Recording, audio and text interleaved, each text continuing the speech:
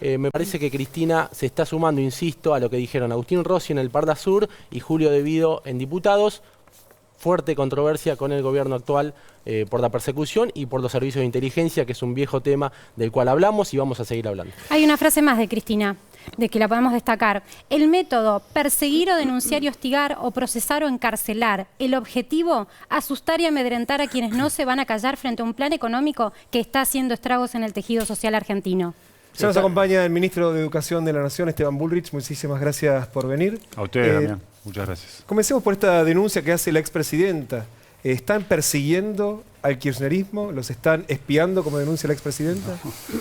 No, por ahí la presidenta cree que controlamos la justicia como ellos lo controlaban, pero no es de ninguna manera el caso. Creo que hay que hacerse cargo, ¿no? Venimos diciendo esto desde el 10 de diciembre, lo dijimos antes. Particularmente vos y yo nos conocimos hace muchos años con el caso Skanska, con lo cual no es algo nuevo esto. José López estaba... Para aclarar, ¿no? Usted fue uno de los primeros denunciantes del caso Skanska. Sí, no éramos valijeros. En esa época estábamos denunciando... Investigamos el diario Perfil. Sí, exactamente. Y además vos sufriste el tema de la persecución porque entraron a tu casa, me acuerdo, en su momento por la investigación. Así que la verdad es que creo que hay que hacerse cargo. Creo que la presidenta tiene responsabilidad por complicidad u omisión, pero tiene, y lo dijimos en ese momento y escribí, y se puede encontrar en internet, que Skanska era solamente la punta del iceberg del manejo de los fideicomisos públicos, que había mucha corrupción, y estamos hablando del año 2006. 10 años después, vuelan valijas con dólares, yenes, yuanes. Entonces, creo que hay que hacerse cargo, y la presidenta tiene que hacerse cargo, que secretarios de Estado que estuvieron con ella y su marido 12 años, tienen millones de dólares. Para ser claros, 10 jardines de infantes que no se construyeron en Argentina porque se los llevó a su casa el señor José López. Y eso es, repito, la puntita del iceberg. Ahora, de todos modos, la denuncia que hace la expresidenta es que 6 agentes de la Policía Metropolitana fueron descubiertos en un puesto de control policial en Río Gallegos, diciendo que inicialmente eran turistas y que efectivamente venían de hacer un procedimiento en el Calafate y que no se sabía exactamente qué estaban haciendo ahí. La verdad es que no voy a opinar. Lo que quiero decir es que no hay ninguna persecución política. ¿Pero te parece creíble la versión o no? La verdad que no, porque sinceramente la Policía Metropolitana hoy, digamos, depende de otro gobierno y no veo, si hubiera necesidad habría otros recursos, ¿no?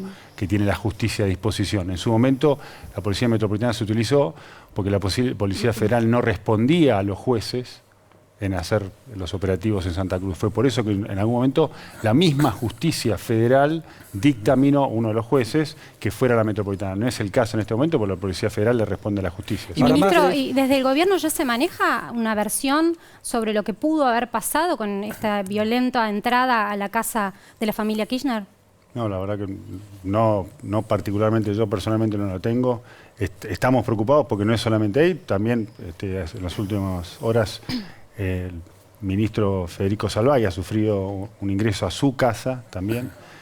Así que la verdad es que hay claramente una búsqueda de amedrentar a través de este tipo de cosas.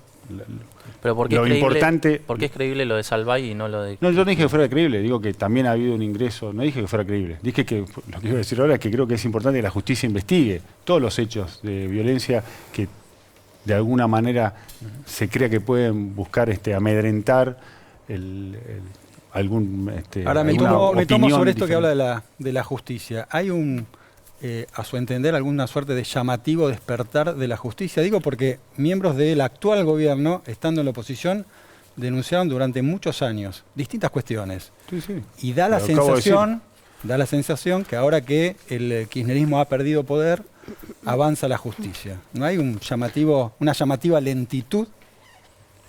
Diego, a mí lo que me parece es que lo que está claro es que la sociedad quiere explicaciones, sobre todo a partir de lo que pasó con el ex secretario de Estado, José López, sí, y que se encontró... No, en eso estamos de acuerdo. La pregunta es, ¿qué pasa con la justicia? No, por eso creo que eso ha generado una presión social diferente hacia la justicia y creo que eso puede acelerar y ojalá lo haga, porque acá hay que separar algo que me parece muy importante y lo Lo repito mucho porque creo que lo dijimos en su momento también cuando hicimos la denuncia de Skanska. No es que todo el kirchnerismo es corrupto, pero justamente la justicia tiene que actuar para que separemos los kirchneristas corruptos de aquellos que no lo son, de aquellos que defienden ideas, conceptos, ideologías porque las creen, de aquellos que las usaron para generar un relato y aprovecharse y llevarse recursos de todos los argentinos. Esa es la importancia de la actuación de la justicia en este momento, que es una demanda social.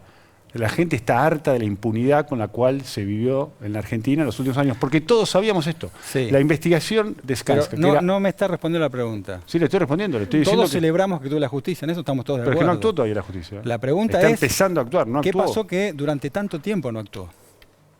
Bueno, habrá que averiguar qué es lo que pasó, porque claramente esto también lleva a lo que inicié diciendo, que es, había un control y una presión del gobierno para que las causas no avanzaran.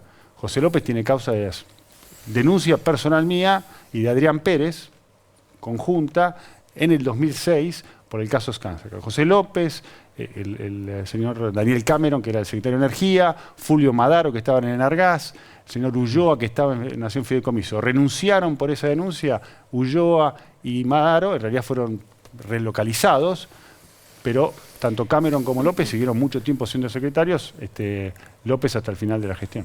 Hablando... Sí, Santi. Sí, quería hacer una pregunta hablando del tema de la justicia.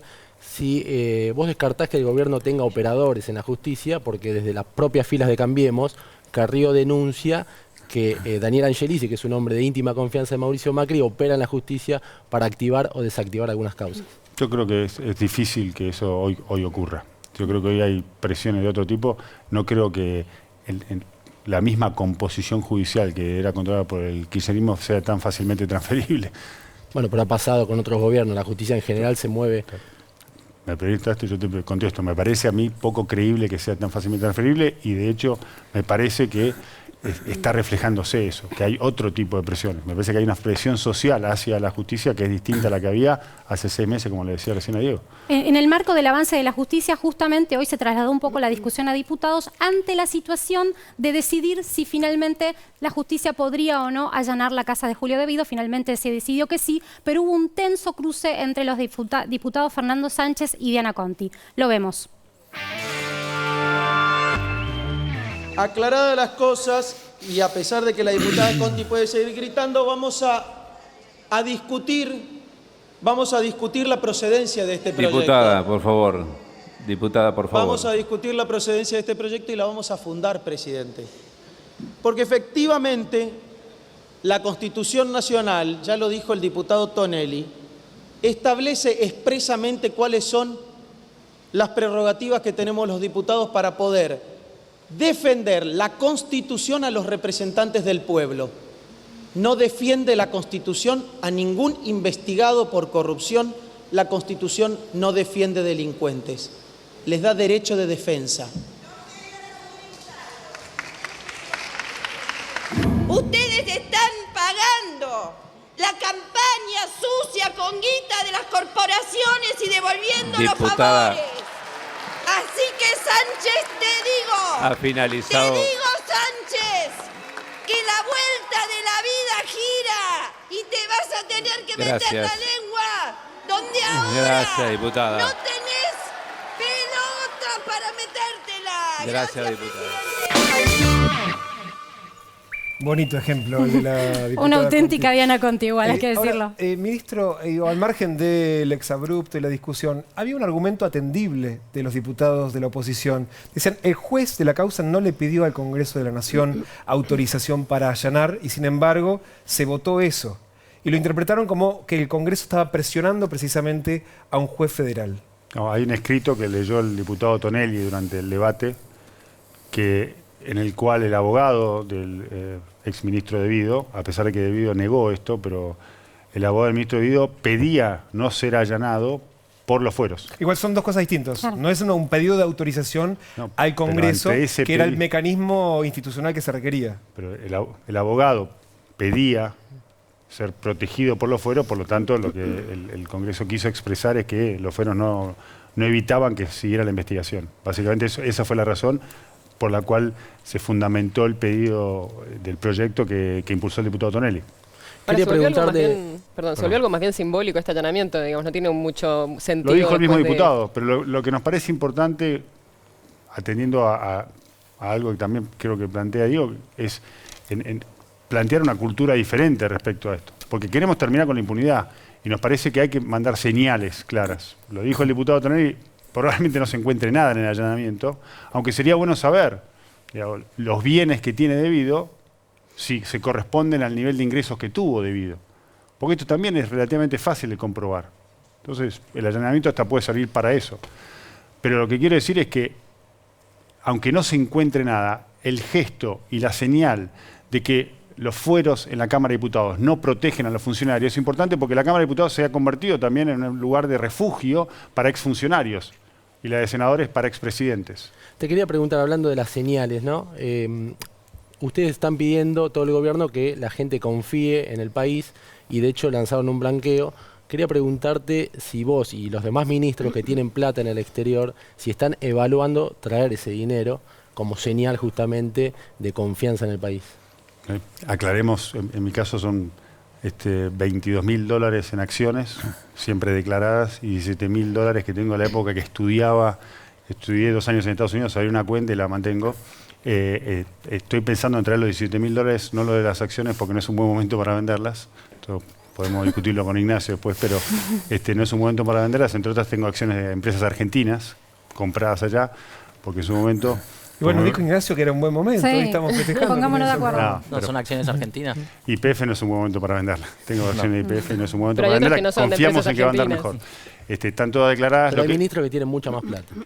Me preguntaste por mí. No, por todos. Yo creo, hay algunos ¿No que sería una buena señal que el gabinete se comprometiera a traer te la repito, plata? Yo la plata que tengo en efectivo la quiero traer para invertir, y particularmente voy a invertir en ganadería.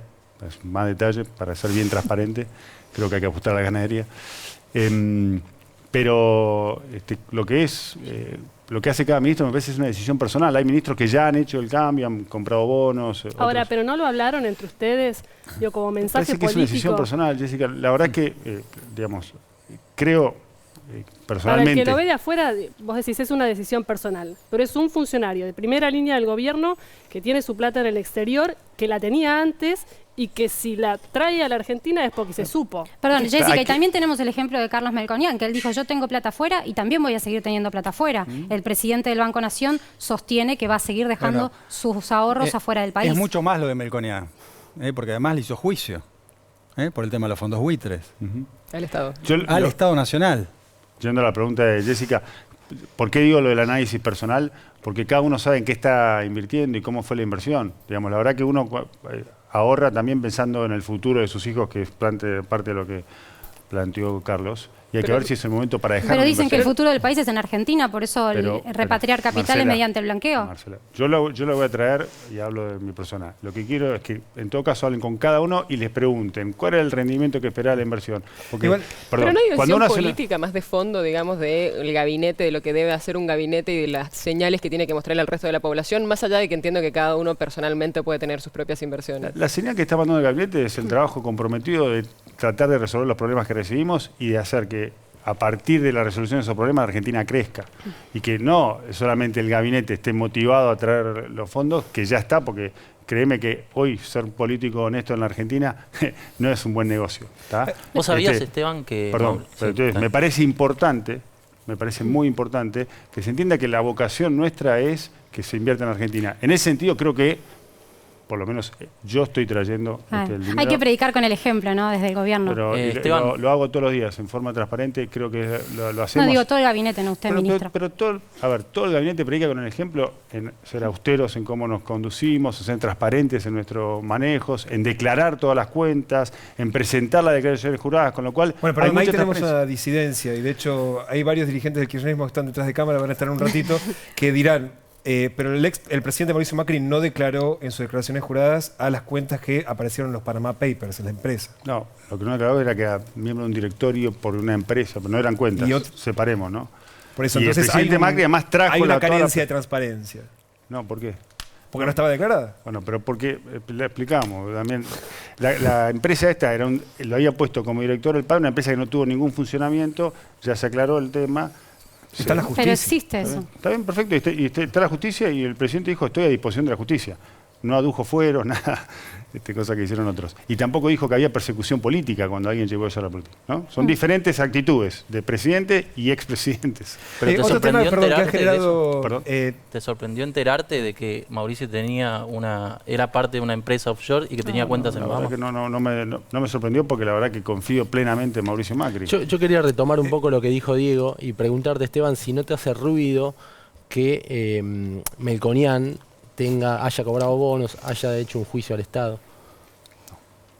Personalmente no. ¿Tampoco te hace ruido que Aranguren tenga acciones de Shell y sea el ministro de Energía y decida sobre el área? Fue presidente de Shell en la Argentina, ¿no? Sí, pero... Bueno, por eso recibió las opciones. Ya que trajiste a Aranguren, escuchemos, estuvo esta semana, ayer, en el Senado de la Nación, hablando sobre la política tarifaria y de una explicación sobre por qué se llegó a este estado de nivel de tarifas que después tuvieron que bajar. El concepto de tarifa social es un concepto móvil, es decir, estamos también aprendiendo sobre la marcha. Escuchamos muchas veces en la campaña al presidente Macri decir que venían con el equipo más preparado, más formado, y no sé si la frase "estamos aprendiendo sobre la marcha" encaja con la promesa. Si agarrás esa frase particular, te la... Es que venía, no está descontextualizada, venía explicando... No, pero si la completás, sí. ¿Por qué? Porque la verdad es que en muchos casos la distribución que se ha hecho de las facturas tienen ajustes diferentes provincia por provincia. Eso es lo que quiere decir. Nosotros estamos trabajando con sistemas de información. O sea, el sistema está muy dividido. Heredamos un sistema que pasó de ser superavitario exportador a ser importador, además con alto nivel de corrupción, ¿no? O sea que te pagamos muy caro. Entonces, lo que estamos trabajando, y lo digo porque además personalmente lo tuve que hacer, y esto lo hicimos público con los clubes deportivos, es trabajar caso por caso, dado que, por ejemplo, la tarifa eléctrica depende de miles de organizaciones cooperativas. Mencionaste, los clubes de barrio. Ahora hay muchas escuelas del país, especialmente en el sur, que están teniendo problemas para poder mantenerse abiertas precisamente por el impacto de las tarifas. Estamos escuelas de la gestión privada. Gestión pública la paga la provincia o el gobierno nacional, depende del caso, porque nosotros también damos subsidios directos. Estamos trabajando son en las escuelas. Son chicos que van a la escuela. No, por supuesto. No, pero hago la aclaración. Estamos trabajando con el sector privado, no, porque si no parecería que no pueden resolver ni siquiera pagar las cuentas. También están haciendo movilizaciones en las universidades en todo el país por este tema. El presidente se comprometió y estamos ya está resuelto el conflicto que en su momento se quiso crear alrededor de la falta de recursos para las universidades, cuando, repito, algo que ya dijimos, pero que recibimos un sistema universitario con 3 meses de deuda y lo tenemos hoy pagado al día. Las universidades se debían 2 cuotas de las becas de los estudiantes y no solamente pagamos esas 2 cuotas, sino también las tenemos al día. Lo que pasa, ministro, que lo que dicen las universidades, según uno puede escuchar y entender, es que la plata que ustedes le han girado no alcanza ahora con este tarifazo. Tenemos toda la factura, así que es imposible porque hemos visto la factura. Dígame qué universidad y hablamos puntualmente de esa, pero todas las universidades están al día con la factura. Nos han enviado la factura, así que lo hemos visto. Nos han enviado la factura para que podamos cubrir absolutamente la totalidad de los recursos. Agrego algo que es la primera vez que se hace en la Argentina, que es hemos destinado una partida específica para los hospitales universitarios, que también demandaban sobre todo equipamiento. El hospital de clínicas no tiene un tomógrafo. No le funciona ningún tomógrafo. Así se recibió el hospital de clínicas, además de una necesidad de mantenimiento importante. Lo que quiero decir es, estamos trabajando, y esto es lo que quiso decir el ministro Aranguren, para atender personalmente, porque, repito, el sistema está muy fragmentado, entonces hay que trabajar cooperativa por cooperativa, cómo cada cooperativa lleva la tarifa a cada uno de sus usuarios. Y eso varía de una provincia a la otra. Pero ahí la pregunta es, ¿por qué no lo vieron antes? Digamos, sabían que el sistema era así, había cierta preparación antes de asumir el gabinete, entendían cómo funcionaba. Ganamos la elección el 22 de noviembre y pero tenían intención de ser gobierno desde bastante antes. Entiendo que tenían alguna preparación previa. El acceso a la información no la teníamos antes. Pero sabían cómo funcionaba el sistema, por lo menos. O sea, digamos, y no se dieron el tiempo tampoco de entenderlo antes de subir las tarifas. No, es que lamentablemente la situación demandó de una decisión de este tipo. Nosotros, y esto lo dijo el presidente cada vez que... Nosotros asumimos con la responsabilidad de tomar decisiones que sabíamos que son difíciles, pero que si no la tomábamos la situación era mucho peor. Entonces, la verdad es que sí hubo que tomar decisiones y que tenemos que ir haciendo ajustes de esa decisión a medida que vamos... Sí, no te iba a preguntar si a vos te consultaron, si te consultó Aranguren, el impacto que iba a tener esto en colegios. Absolutamente, y en las universidades también. Antes de aplicar el tarifazo. Sí, ahora, con No estos le tarifazos, ¿por qué se congeló el boleto gratuito estudiantil en la provincia de Buenos Aires? Que por ahí para muchos chicos que termina siendo un aliciente sabiendo que el costo del colectivo aumentó, las tarifas en su casa ¿Qué aumentaron. quiere decir que se congeló, perdón? ¿Qué quiere decir que se congeló? Dijiste, se congeló el boleto estudiantil. No, la discusión en la provincia de Buenos Aires por el boleto gratuito estudiantil porque se heredamos congeló. una provincia absolutamente fundida que no tiene recursos para financiar el boleto estudiantil. Fue una promesa absolutamente demagógica de un gobernador que desadministró la provincia o mal administró la provincia de una manera grosera, que la dejó con 15% de déficit y que encima hizo promesa de campaña que no tenía forma de pagar. Entonces, ese fue el problema por el cual la ministra Vidal tuvo que tomar la decisión de congelar un debate que no tenía sentido darlo ahora, porque no tenemos recursos para pagarlo. Tomemos que es una mala administración la de Scioli, tomo tus palabras. Se carga sobre los alumnos esa mala administración en todo caso. Sobre todo los ciudadanos. La mala administración de la provincia de Buenos Aires la ves en los que sufren las inundaciones, la ves en los que tienen accidentes de auto por las malas rutas, la ves en las escuelas que se cierran porque no tienen la infraestructura necesaria y el mantenimiento necesario, lo ves en los malos salarios docentes que generan problemas también. O sea, la mala administración no la sufren solamente los estudiantes, la sufren todos los bonaerenses. Ahora, ministro, y también, lamentablemente, en el tema energético, también la mala administración del sistema energético del señor Julio De Vido, que dijo hay que hacerse cargo de lo que hicimos estos 12 años, él se tiene que hacer cargo de algo que venimos diciendo, lo dijeron todos los secretarios de energía anteriores, que hay una muy mala política energética. Hay un barco ruso de gas que no sabemos dónde existe. Entonces digo, ha habido muchos problemas de los cuales se tiene que hacer cargo ese señor que está atrás en la foto. Entonces, me parece que es importante que entendamos que no es que sufren un sector. La mala política impacta a todos los ciudadanos. Lamentablemente, nosotros tenemos que lidiar con eso y estamos seguros de que vamos por el buen camino. Estamos seguros de que vamos a estar mejor. Pero estamos atravesando la etapa en la cual tenemos que corregir esos problemas que tenemos y que arrastramos. Te puedo preguntar por los tiempos. Antes de que avances, hoy una de las noticias del día fue el examen, el bochazo enorme en la Universidad Nacional de Cuyo de los ingresantes de la Facultad de Medicina. ¿Cuándo se va a terminar esa fotografía? Pensando en el proyecto educativo. Literal, o sea, realmente en 15 años más o menos. Si somos exitosos en 15 años. ¿Pero qué se está haciendo para mejorar la calidad educativa? Vamos por partes. Pero, ¿por qué en 15 años? Primero, y contesto qué es lo que estamos haciendo para que en 15 años... En 15 años, porque para que todos tengan las mismas oportunidades de llegar a un examen de ingreso universitario, tienen que atravesar todo un sistema nuevo. Porque el sistema actual no está preparándolos a los jóvenes. Está pensando en los futuros alumnos. En los que van a entrar ingresando hoy. A la sala de 3. Por eso digo 15, a los 18. Entonces, ¿qué estamos haciendo? Estamos primero, una política que estamos enviando un proyecto de ley al Congreso, que ya se envió, de obligatoriedad de la sala de 3 años. ¿Por qué la sala de 3 años? Porque 3 años de educación inicial, está demostrado por estudios que se han hecho en Latinoamérica y en el mundo, tiene un alto impacto en la igualdad de oportunidades al llegar al primer grado. O sea, mejora la posibilidad de que inclusive niños que vienen de hogares con más necesidades, con padres que no tienen alto nivel educativo, tengan las mismas oportunidades de graduarse del secundario. En el primario estamos trabajando mucho en la formación docente. Hoy tuve un encuentro con formadores de todo el país en el INFOT, en el Instituto Nacional de Formación Docente. Estamos relanzando el programa Nuestra Escuela, que es un programa que lanzó el gobierno anterior, pero que estamos relanzando con una mirada más de didáctica y de pedagogía, de la práctica docente.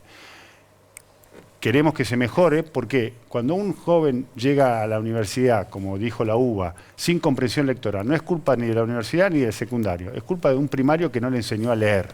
Lo que pasa es que, ¿cuál ha sido la política? Pasalo, aunque no sepa. Pasalo aunque no sepa. Pasalo aunque no sepa, pasalo aunque no sepa, le das el título de secundario, va a la universidad y el pibe no pasa el ciclo básico. Más del 60% de los pibes que van al ciclo básico no lo atraviesan, nunca llegan a la universidad. Entonces tenemos que hacernos cargo de ese problema, porque el problema que tiene el decirle a un chico, pasá aunque no sepas, es que le está diciendo al maestro, no me importa tu trabajo. Porque si no importa si el pibe aprendió, tampoco importa si el maestro enseñó. Y a nosotros nos importa que los maestros tengan la posibilidad de enseñar. Para eso hay que darle más herramientas y por eso es importante la formación docente. Y por último, trabajar con las universidades. Porque la universidad no puede ser un testigo casi privilegiado de lo que está pasando, como si fuera una especie de oráculo, sin hacerse cargo, que tiene un rol que jugar. Entonces estamos por lanzar en pocos días más un programa en donde vamos a articular la universidad con el secundario para mejorar las posibilidades de los estudiantes secundarios de llegar a un título universitario. Hoy solamente 1 de cada 10 jóvenes llega a un título universitario. ¿Qué van a hacer con las universidades que generó el kirchnerismo y que se llenaron un poco de militancia kirchnerista, sobre todo en la provincia de Buenos Aires? La militancia no nos preocupa. Nos preocupa que las universidades funcionen como universidades, así que están siendo tratadas igual que el resto. Había 2 universidades que tenían proyecto de ley sin haberse iniciado el proceso de normalización, 3 en el conurbano y 2 en otras provincias, y nombramos a los rectores normalizadores para poder avanzar y que crezcan. Así que, como dijimos al principio, vamos a dejar el gobierno con más y mejores universidades de las que recibimos. Una es la de San Isidro, otra es Almirante Brown y la tercera es la de Areco, la de San Antonio de Areco. Ministro, cuando hablaba de 15 años de proyecto para cambiar, ¿también se imaginaba 15 años de gestión de Cambiemos? No, ni siquiera de ministro, no te preocupes. Cada 15 años de ministro sería todo un récord. No, pero creo que sí es muy importante también algo que lleva a esto, y por eso también vamos a lanzar un proceso de diálogo muy plural, como lo estamos haciendo. La primera decisión del gobierno, de mi ministerio, fue recorrer cada una de las 24 jurisdicciones, las 23 provincias de la capital federal, sentarme con los equipos en cada capital de provincia para discutir el camino a seguir estos 4 años. Y firmamos, en febrero, pasó un poco desapercibido, aunque el presidente lo destacó en el discurso de apertura de sesión de la Cámara de Diputados, o de la Asamblea Legislativa, un acuerdo, el acuerdo Purmamarca, donde pusimos los 3 años, formación docente, articulación con la universidad, evaluación, etc. Así que lo que sería importante es que durante estos próximos 15 años haya un seguimiento de la política, que haya una política que está consensuada y que el cambio de gobierno no genere un cambio de política. Gracias, ministro, por acompañarnos, por su tiempo, por responder nuestras preguntas. Sabemos que está muy ocupado y esperemos que se siga avanzando. Incluso los que no le dejan responder todas las preguntas. Muchas gracias a ustedes y siempre a disposición. Gracias. Los felicito por el programa. Además. Bueno, muy amable, gracias.